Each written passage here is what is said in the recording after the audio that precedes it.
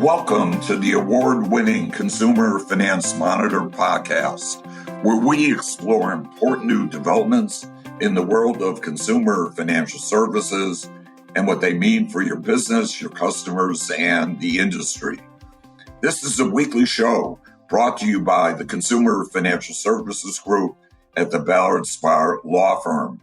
And I'm your host, Alan Kaplinski, the former practice group leader for 25 years and now senior counsel of the Consumer Financial Services Group at Ballard Spahr. And I'll be moderating today's program.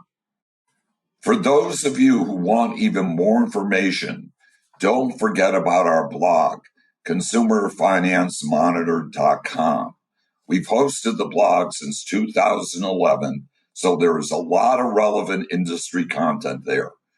We also regularly host webinars on subjects of interest to those in the industry. So to subscribe to our blog or to get on the list for our webinars, please visit us at ballardspahr.com. And if you like our podcast, please let us know about it. Please leave us a review on Apple Podcasts, YouTube, Spotify, or wherever you obtain your podcasts. Also, please let us know if you have ideas for other topics that we should consider covering or speakers that we should consider as guests on our show. Today's podcast episode is a repurposed webinar that we did on March 24th entitled CFPB Developments, Everything You Want to Know About the CFPB as Things Stand Today. This is part one of that webinar where we will address the chronology of initiatives by acting directors, the status of lawsuits that were filed against the acting director and others by the labor unions representing CFPB employees and others in the Federal District Court for the District of Columbia and by the City of Baltimore and others in the Federal District Court for the District of Maryland, challenging the effort by the Trump administration to shut down or minimize the CFPB. We'll also be discussing the status of CFPB final rules being challenged in litigation and or eligible to be challenged under the Congressional Review Act, and the status of CFPB supervisions, including examinations. Since the date of the webinar, namely on Friday, March 28th, an important development occurred that I desire to alert all the listeners to. And that is Judge Amy Berman Jackson issued a 112-page opinion and a 3-page order in the lawsuit brought by the labor unions that represent CFPB employees against Russell Vought in his official capacity as acting director of the CFPB. In the order accompanying the very lengthy opinion, Judge Jackson granted a motion for preliminary injunction, which in broad terms enjoined the defendants from continuing to dismantle the CFPB without congressional authorization to do so. Okay, I'm going to introduce our two very special guests for the program today. First of all, Jon Hill. Jon is a senior banking reporter for Law360, where he covers high-stakes court fights and policy debates shaping the future of financial services. Previously, he has written for outlets including The Economist and The Street. And as a counsel on foreign relations researcher, he assisted Sebastian Mallaby on his award-winning 2016 biography of former Federal Reserve Board Chairman Alan Greenspan. He graduated from Columbia University, majoring in economics and political science. And then I'd like to introduce Evan Weinberger. Evan Weinberger has covered banking and fintech for Bloomberg Law since 2018. He's also covered the sector at Law360. He preceded Jon Hill there.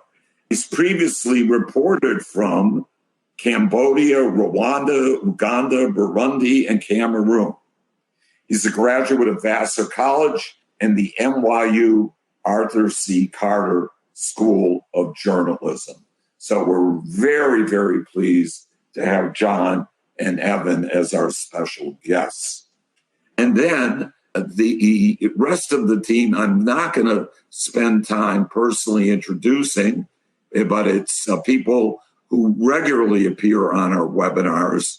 They're all in the Consumer Financial Services Group: Rich Andriano, John Culhane, Tom Burke, and Joseph Schuster. So without further ado, I now want to turn the program first over to Jon, and we're going to talk about, a chronology of things that have happened where we are today. In the agenda, I use shut down or minimalize. Everybody at the beginning of this process were thinking it was going to be a shutdown. I don't think that's the case anymore.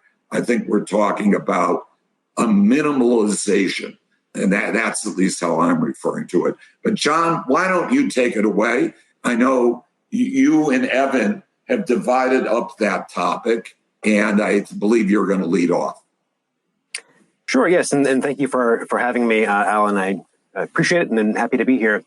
To dive into it, really the story of the CFPB's past couple of months really takes place in the context of these efforts to minimize, as you say, Alan, the Bureau's functions, to really rein it in and reimagine what it does, put it on a very different track than what it has been in the prior 4 years under CFPB Director Rohit Chopra, the President Joe Biden's appointee for that role.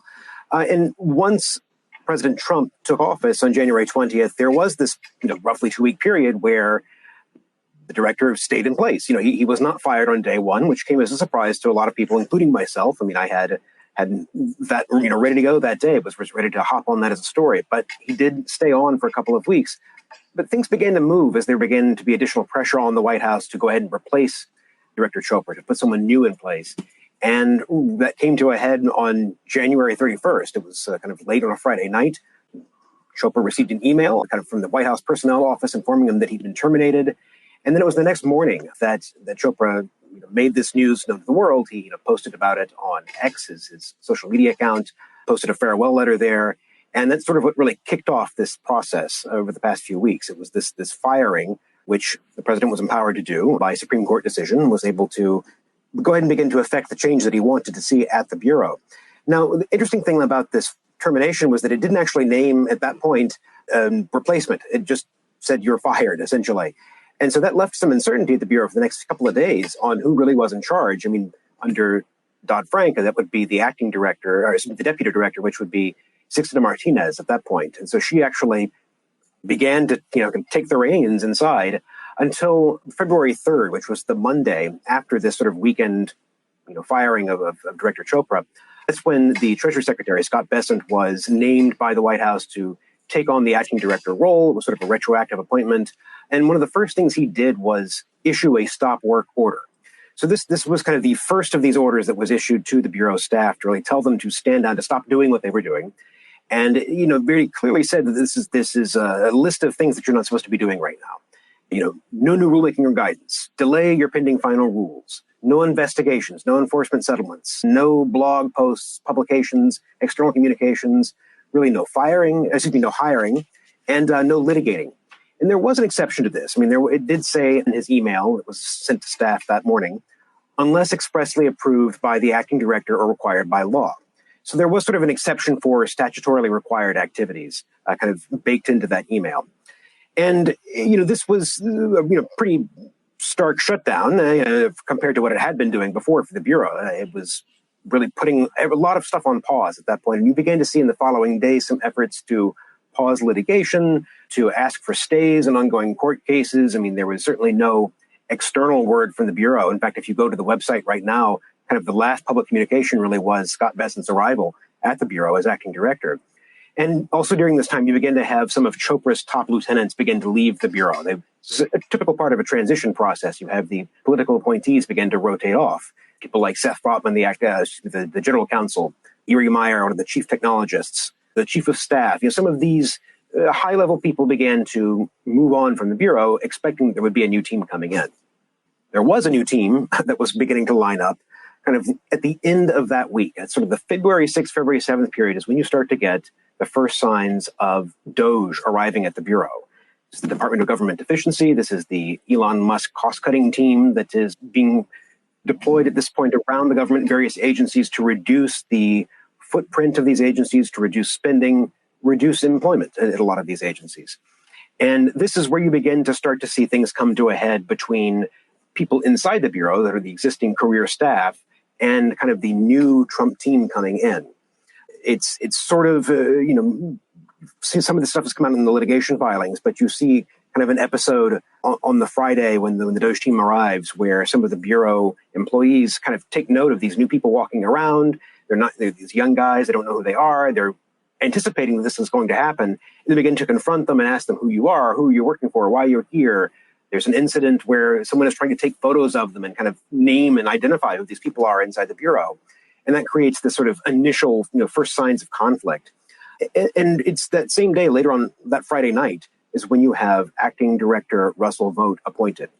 He's the OMB director. He is someone who has been critical of the Bureau in the past, and he immediately begins to take action over that following weekend to really slow down, stop the remaining activity that had not been addressed under the Treasury Secretary's order. So in particular, one of the things that he does is so this is the Saturday, he sends another stop work order by email, and it expands that prior order to include a restriction. So cease all supervision and examination activity. That's really the key one here. This is the one that wasn't addressed in the Treasury Secretary's initial stop work order. And it more clearly begins to cross into the territory where you begin to have maybe a colorable legal violation, where the Bureau is supposed to, it says, the Bureau shall require reports and conduct examinations on a periodic basis. So if you're someone who's a supporter of the Bureau, if you're one of the Bureau's allies, if you're someone within the Bureau who's concerned about what's happening, this probably puts up some red flags for you. Begins to look like this is not, what we're used to, where you're really standing down, at that point, virtually all regulatory activity at the agency. Because you're not doing examinations, you're not doing enforcement, you're not doing litigating or rulemaking. There really isn't much going on at that point. You also have, in this weekend period after Vought is appointed, you have him letting the Fed know that he's going to cancel the next scheduled quarterly funding draw. The Bureau gets its funding from the Federal Reserve. The director has pretty wide discretion to set how much money he wants. I mean, there is a cap, but under that cap, he can just determine how much is necessary to carry out the Bureau's activities. And the acting director in this case determines that number is zero. He says that the Bureau's current balance really of funds, which he estimates at around $700 million, is sufficient and, in his words, excessive to carry out the Bureau's activities as he sees fit. And so there's not a need for additional money to be pulled from the Fed. The Sunday comes around. That's when the Bureau employees know that the building in D.C., the headquarters, is going to be closed for the upcoming week. And then that Monday is when you get a really important key stop work order. This is the third in the series, and this is probably one of the most important here, where, again, on behalf of Acting Director Russell Vought, it's sent from him, it says that employees should not come into the office. Please do not perform any work tasks. Further down, it tells them they should stand down from performing any work tasks. And there's, in this email, really no clear exception for legally mandated activities. There's no reference to the February 8th order. And this is really just telling them, don't do anything at all. So it goes from don't do anything on this list to don't do anything at all. That's a big change. It's an escalation from what the status had been before. And a lot of employees aren't really sure what to do about this. It kind of leaves them in the dark about how to comply. Can you check your work email was a question that a lot of them had. I mean, they didn't even know if it was going to be seen as a violation to be logging into their email accounts. Is that kind of doing work in some way? And this is really unprecedented for the Bureau, that nothing like this has really happened before. Now, that is February 10th. That's Monday morning is really when that message begins to go around. This is the really big key week for setting up kind of the conflict that you see playing out over the past few weeks, where there's a really escalating effort inside the Bureau, among kind of on the leadership side, to begin to cancel contracts. I mean, there's directives to go cancel more than 100 contracts that start to go out. That's when you start to get the first signs of them preparing to do mass terminations. You have an initial round that happens that Tuesday of probationary employees. It's followed up later by the term employees, but then not public at this time, but it's later been disclosed through court filings. There was an effort to get approval from the rest of the administration, the other White House offices, to be able to terminate around 1,200 employees. That's really the vast majority of the remaining staff inside the Bureau. This, for a huge call to really be able to pull the Bureau completely off its tasks and shrink it dramatically at that point. You also get outside the Bureau at this time kind of the initial signs of the pushback. You get 2 lawsuits filed by the main employee union for the Bureau, which is the National Treasury Employees Union. They represent CFPB employees. They filed 2 lawsuits that Monday. They were challenging various aspects of this sort of effort to shut down the Bureau. Those were really placeholder complaints. They weren't particularly detailed. They were just kind of to get something out there. You also have, coming a couple of days after that, is the effort in Maryland, the City of Baltimore lawsuit filed, alleging an effort to defund the Bureau unilaterally and financially incapacitate it. This is beginning to take shape outside the Bureau, beginning to have more public outrage about what's happening. And as this process inside the Bureau to lay off employees en masse proceeds further, the union gets whiff of this. And they realize if we don't act soon, we're going to have everyone laid off from the Bureau. We're going to have, virtually nothing left for us to be able to dispute in court. And there is an effort at that point to seek a temporary restraining order, a real rush to court to where the Friday when they are going to be arguing this at a hearing in front of the Judge Amy Berman Jackson, they are anticipating that these orders could come out any minute to begin to fire employees. And you see a kind of minute by minute, if you look at some of the emails that have been filed in the court record, you'll see this, like within hours of them going to court, there are emails being exchanged among the leadership about kind of signing off on the final paperwork to begin to process these terminations. That's when you get the judge putting pressure on both sides to come to an agreement to maybe just agree to hold off for a second while they can have further briefing on this TRO. At that point, she wants to handle it as a preliminary injunction. But the kind of pause that gets implemented in the end is a deal that the acting director agrees to. That sort of has 3 main parts, which is, first, they won't take any action to further defund the Bureau. They won't delete or destroy any data in the Bureau's control. And then, for the employees' sake, they will hold off on further mass terminations, pending, again, a decision on the preliminary injunction. But this kinds of pauses things for a moment. And it assures that the CFPB won't be going through any more rounds of immediate mass terminations. It doesn't reinstate anyone at that point, but it just kind of puts things into a holding pattern. And that's really where this next phase of this story begins. And that's where I'll kick it over to Evan to take it from there. Thanks so much, Jon. Yeah, so where we're at right now is we have these 2 pending cases. I'll start off with the Baltimore case because that's pretty simple. That case is really challenging the city of Baltimore, the city council of Baltimore, some other Maryland plaintiffs were alleging that the CFPB intended to transfer all of its money from the CFPB, all of its reserve accounts from the CFPB to the Federal Reserve, where it gets its primary funding, or to the Treasury Department. They were trying to figure out the best way to do this, with the goal being that the agency has no money and thus can't do anything. Emails that came out in the NTEU case showed that they looked into this and found that there was no mechanism to do so. So that on March 14th, Judge Matthew Maddox of the U.S. District Court in Baltimore denied the request for a preliminary injunction to stop the CFPB from sending the money, essentially arguing there wasn't a final agency action to transfer the money, so there's nothing really to stop. That is also a claim in the NTEU case that is currently pending before Judge Jackson that Jon mentioned, but it's not a main part of the case. That case is really about what the Trump administration planned to do with the CFPB and whether it violated the law. Where we're at right now is we've had some fairly astounding evidentiary hearings heading into the preliminary injunction ruling, where it came out that the CFPB was rushing to fire everybody, 1,200 employees, as Jon mentioned, on February 14th. The CFPB employees filed their amended complaint on February 13th when they got wind of this. So that has been put on hold.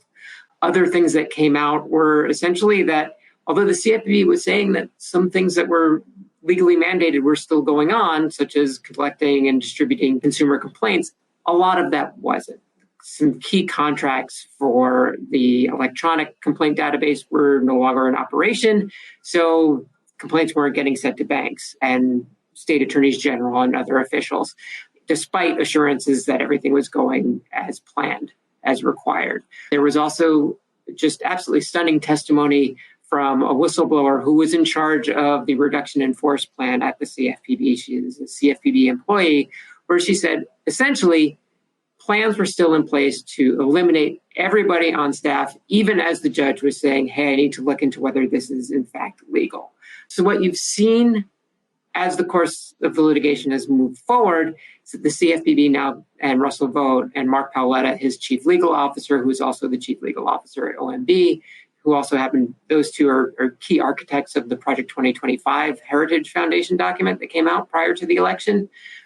They have been trying to assure people that they can get back to work. They've been trying to assure the judge that work was still going on after it was shown that they were not being entirely truthful about the state of play at the agency. So we've seen consumer complaint database sort of spring back to life to a certain extent.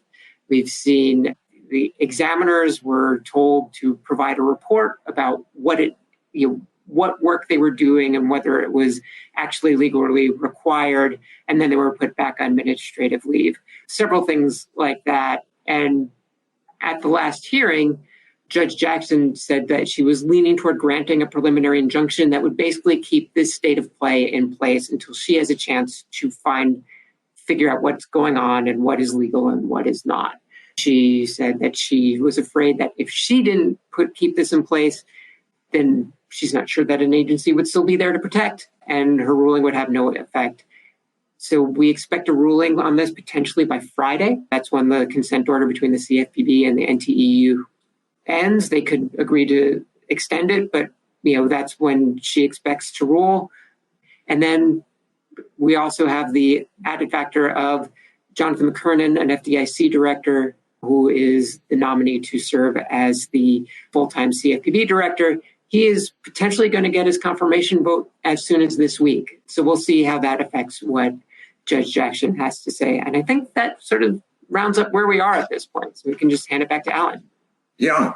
Well, thank you very much, Evan. Thank you, Jon. That was a terrific summary of what's been going on from Inauguration Day up to today. So I'm now going to turn the program over to Rich Andriano and John Culhane. We'll start first with Rich. And this is where we're going to dig into what's going on with the regulations, the proposed regulations, the final regulations, the ones that are in litigation right now. We're going to tell you, we think, all the main things that you need to know.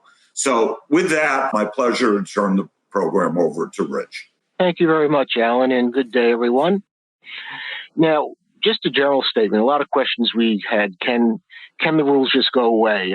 And the answer to that is no. Now, we do have in the supplementary material a document titled Status of CFPB Rules and CFPB Guidance. As the title would suggest, it has various status information on a number of the final rules, particularly a lot of the ones more recently that were adopted towards the end of the Chopra tenure as director, various proposed rules, and then also guidance. And it's a lot easier for CFPB to deal with informal guidance, because that doesn't go under the Administrative Procedure Act, but the rules and proposed rules are subject to that. And there's some hoops you have to go through. What we're going to do today is address certain of the key rules, particularly ones subject to the Congressional Review Act resolutions. That is one way that Congress can disapprove a rule. Under the Congressional Review Act, certain rules have to be submitted by the agency to Congress for review, and they have a limited period of time from submission. It's around 60 days, but it's not normal days, it's legislative days, and that's always interesting how you calculate that. Importantly, resolutions under that act are not subject to filibuster in the Senate, so a simple majority vote is all that is needed. Now, other than the Congressional Review Act, of course, Congress can modify or even repeal statutory authority under which a rule is based. That, however, in the Senate generally often would be subject to the filibuster. So there, Democrats would have to join with Republicans in eliminating rules if they don't go through the Congressional Review Act approach, because the time may have expired for that. Now, the Bureau also can reopen rulemaking, but it has to act consistent with the Administrative Procedure Act. It just can't wave its hand and say a rule is gone. And it may seek not to enforce rules or be very lenient in enforcement. Of course, those consumer groups and others who favor the rules then might seek court action to get that changed when there's a rule mandated, in fact, by status. Bureau has a lot more flexibility with proposed rules because it can simply decide not to move forward if it's not statutorily mandated. A number of the rules they adopted were not statutorily mandated, but some were. Let's address the first specific rule, though. This is probably the rule that we got the most questions on. The 1071 rule, really also the small business lending data and collection rule. So-called 1071 because that's the Dodd-Frank section that provides for the Bureau to adopt a rule to gather various information on small business loans, and then that would then be published, similar to the Home Mortgage Disclosure Act. In fact, the Bureau took a lot of cues from the Home Mortgage Disclosure Act and Regulation C under that act in drafting this rule. So as you can see, this was actually adopted a while ago, back in 2023, and initially had staggered compliance dates, which have since been modified through court actions, because very quickly after the rule was adopted, it was subject to court actions. Now, one of the things that the lawsuits challenged was, well, at the time, the CFPB's funding status was uncertain. It was under attack as being unconstitutional because it gets its funding from the Fed and not on budget. As we know, the Supreme Court has solved that issue, ruling that no, the funding structure, while unique, is constitutional. That left the lawsuits with Administrative Procedure Act claims. Texas District Court, first suit filed, did delay the rule for a certain period of time. The rule then went up to the Fifth Circuit, and what happened at the Fifth Circuit is the Bureau dropped its objection to the stay once the Trump stay request, once the Trump administration came in. So the Fifth Circuit has stayed the implementation of the rule, but only as to the plaintiffs and interveners and the members. Now, as you can see, there are a number of trade associations that have quite a lot of members, but this isn't universal. The court decided not to make this stay nationwide. So unfortunately, for those entities that are not a member of one of the plaintiffs or interveners, they have the difficult thing of there are compliance dates that are approaching, and what are they supposed to do, particularly with this litigation going on?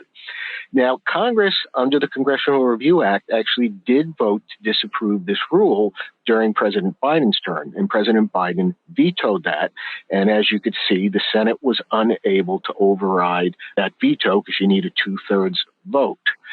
Now, importantly there, look at the numbers. Even though there were a few more Republican senators, that's not 60. There are new bills introduced to actually repeal the section, not under the Congressional Review Act. This is just separate legislation.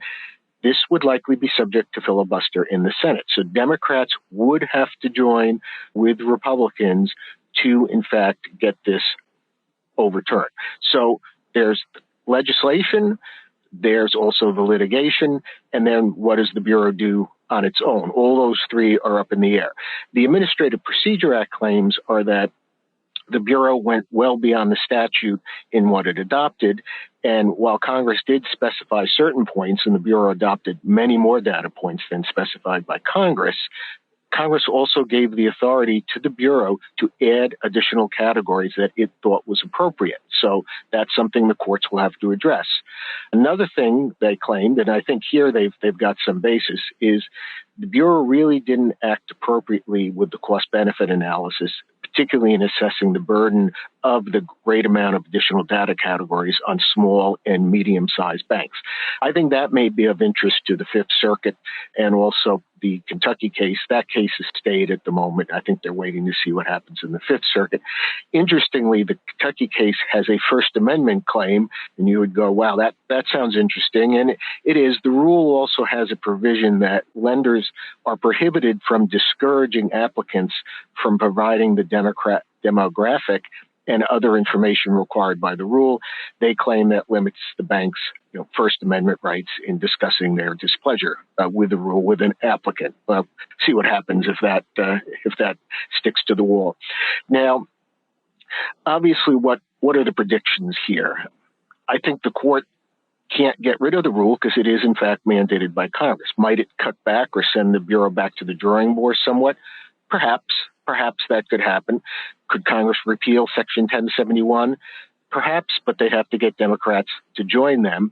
And remember, there's a complicating factor. The Bureau took a long time to adopt this rule. In fact, a lawsuit was filed by the California Reinvestment Coalition and other plaintiffs to get the Bureau to actually adopt the darn rule. So it issued the rule pursuant to a court order settlement. Now, if it tries to unwind the rule at this point, could there be additional litigation coming the other way? So this one's going to be interesting. What you should do now, if you're a member of one of the plaintiffs or interveners, I think you sit tight at this moment and let's see what happens. If you're not, that you're in a tricky situation, particularly if you're in the first tier compliance date, which is July 18th of this year. Now, what I would hope the Bureau would do is just take action to delay the compliance dates nationwide, pending resolution of the court action. But we haven't seen that so far. Next rule I'll address is the non-bank enforcement order registry rule. Basically, it would require non-bank entities to register certain covered enforcement or court orders, also indicate their efforts to comply with those orders, and certain entities would be subject to attestation requirements as to their compliance. Now, it has been adopted. The first phase for the larger participants, they're past their deadline already to register. We're now in the bulk of the entities. This is mainly any CFPB supervised entity that wasn't subject to a larger participant rulemaking is now in the second tier, and you could see that deadline is fastly approaching, and then the remainers, they would have a little more time to comply. Now, there was a resolution introduced under the Congressional Review Act to disapprove this rule, and it did not move forward. And frankly, I am surprised that there has been no litigation over this rule. It's mainly based on the CFPB's general supervisory authority, but also a registration provision. And this is the registration provision. As you can see, it's pretty bare bones. What I think Congress had in mind with registration is there are a lot of non-banks out there that you don't necessarily know they exist, and they're offering consumer financial products or services. So I think what Congress probably had in mind simply was, if you offer a consumer financial product or service, you have to let me know you exist and probably provide some information. What product or service? Where? What's the extent? I think that's what Congress probably had in mind here with the registry, not something like this. And in fact, if you note the last part of that provision, they have to consult with state agencies. Well, interestingly, a number of state agencies, five regulator associations, including the Conference of State-Backed Supervisors and the American Association of Residential Mortgage Regulators, submitted a comment against the rule. They said this is duplicative. A lot of this information is already public. This is going to put a burden on a lot of entities. It's not necessary. And in fact, right after the Bureau adopted the rule, the CSBS issued a statement indicating it was very disappointed that the Bureau had decided to move forward with the rule. Now, again, what do I think? I'm still shocked no one filed a lawsuit over this one. I think it's based on very flimsy authority. So, in fact, the Mortgage Bankers Association has called on the Bureau to delay the compliance dates and really reassess this rule. My guess is the Bureau will take steps to either eliminate or cut back on the rule. It would have to do that through formal notice and comment rulemaking. And one might think that for consumer groups and others who like the rule, they might challenge any efforts by the Bureau to try to unwind it. But I think the Bureau is going to try to substantially cut it back, if not eliminate it in its entirety. Next, proposed rule. Now, the Bureau characterized this as a data broker rule under the Fair Credit Reporting Act to bring them into compliance with the various requirements of that act. Now, a number of trade groups submitted a letter to the acting director, Bessent, when that short term, asking for the withdrawal of proposal and abandonment of the rulemaking effort. And in fact, if the Bureau did go forward with it, I think a lot of these entities would then be plaintiffs in a lawsuit. It's much more than a data broker rule. This would fundamentally change what is a consumer reporting agency, add burdensome requirements for the written authorization permissible purpose to obtain a consumer report, and adjust the legitimate business need permissible purpose. Here's how broad it is. Credit header information, which is just identifiers, things that help you identify that John Smith is the John Smith who's before you. That alone would be a consumer report. Assembling and evaluating information is an activity that makes you a consumer reporting agency. They would define that function so broad that if someone had data on a consumer and part of it had 2-digit year formats and another had 4-digit year formats, if they simply made it consistent, but let's say moving it all to 4-digit years, that would be enough to be assembling and evaluating information to make one a consumer report. Extraordinarily broad concepts, you could see, very much panned by a lot of the comments we have. And there, if you want to read more about it, there's a blog post, and then we also did a podcast on that. My prediction on this rule is it's dead. This I will never see the light of day. It's just how the Bureau proceeds with it, I think, will be the interesting thing. Now, just quickly, residential property assessed clean energy or PACE financing rule. In participating local jurisdictions, homeowners can finance energy efficiency and other home improvements through a mechanism of the amount they're financing actually gets added basically as an assessment to their property, and then they pay it along with their property taxes, annually or semi-annually. And solar power systems are a common type of improvement.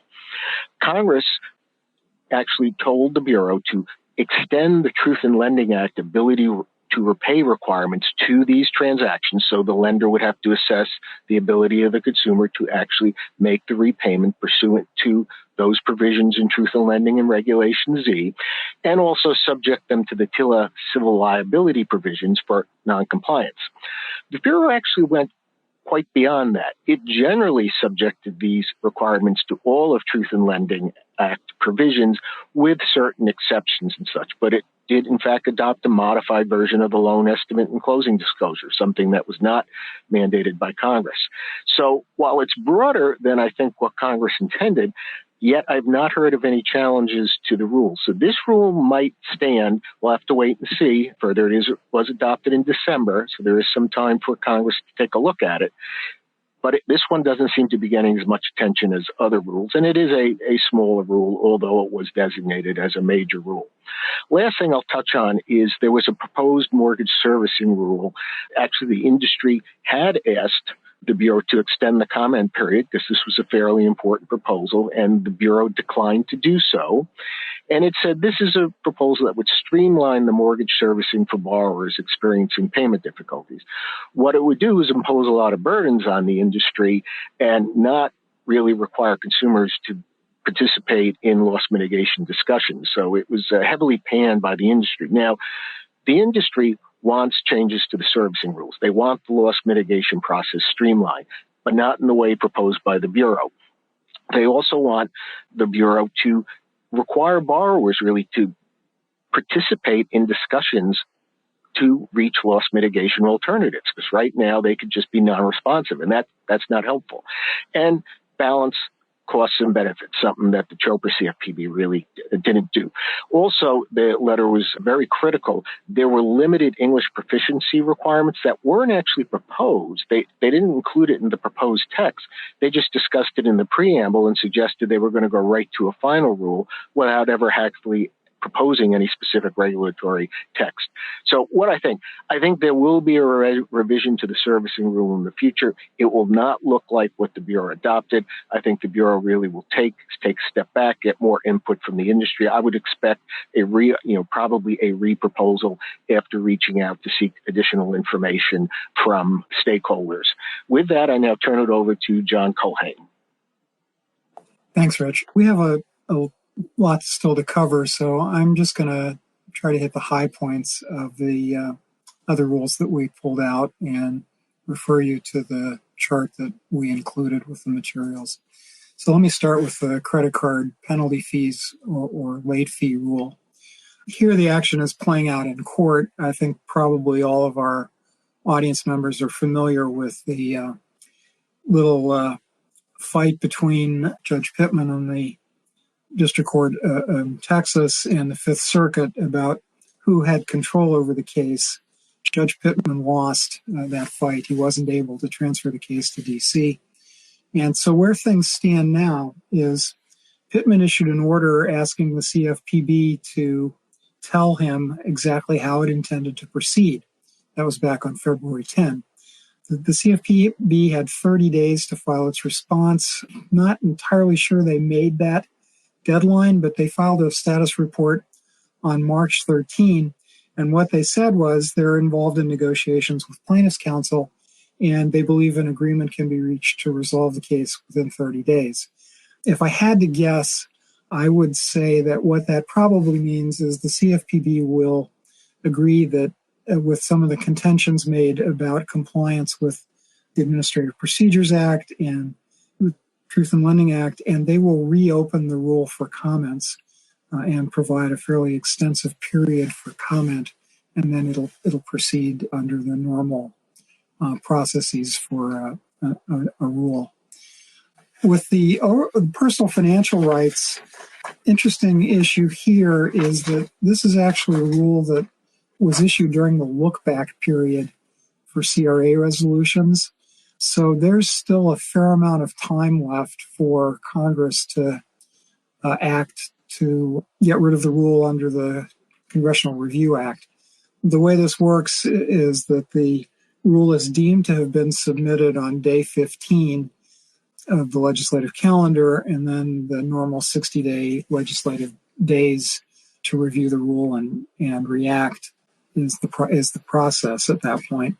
There's a lot of time left. We're only, if I counted these days correctly, we're only 39 days into the House session, and we're only 47 days into the Senate session. So we've got a fair number of days left for the House or Senate or both to consider a Congressional Review Act resolution. You subtract 15 from the House days and 15 from the Senate days. We're 24 days into the House time period, and we're 32 days into the Senate time period. There is litigation pending over this rule as well in the Eastern District of Kentucky, brought by a bank, the Kentucky Bankers Association, the Bank Policy Institute, and the Financial Technology Association. A 30-day stay was granted in that case on February 25th. That stay runs out on Wednesday. If I had to guess, I would guess the CFPB will come back and ask for more time, and it will probably ask for 60 days, an additional 60 days, since it seems to be routinely asking for 90 days at this point. The overdraft lending, here, if I had to guess, I would say that this is going to be addressed through a CRA resolution, although the resolution hasn't moved very far at this point. House Resolution 59 did pass out of committee, was ordered to be reported to the House on March 5th. It's on the union calendar, which is the appropriate calendar for House action as of the 21st, but the date for action for a vote on it hasn't been announced, but I would assume that would be something that we'll see in fairly short order. An interesting thing has happened in the litigation. In this case, two interveners, the Mississippi Center for Justice and MyPath, have basically objected to the CFPB's non-action or inaction here and have asserted that the CFPB abandoned the case and that they should be allowed to come in and basically make the arguments in favor of the rule that the CFPB is not making. That's still up in the air, so we'll have to see how that proceeds. But I think because of that, the CRA resolution would seem to be the likely venue. And then lastly, reporting medical debt. The CRA resolution doesn't seem to have gone anywhere. There are two cases, not just the one noted here. There's the Cornerstone Credit Union League case. There's also a case brought by ACA International and Specialized Collection Services, Inc. That one is in the Southern District of Texas, where the Cornerstone Credit Union League and CDI case is in the Eastern District of Texas. Both of those cases have been stayed with the effective date for the rule, stayed until June 15. Again, we've got an intervener here, actually in both cases, the New Mexico Center for Law and Poverty, that is seeking to come into the case and argue in support of the rules. We've got a lot of questions about the small dollar loan rule. Let me just note that it's due to take effect on March 30.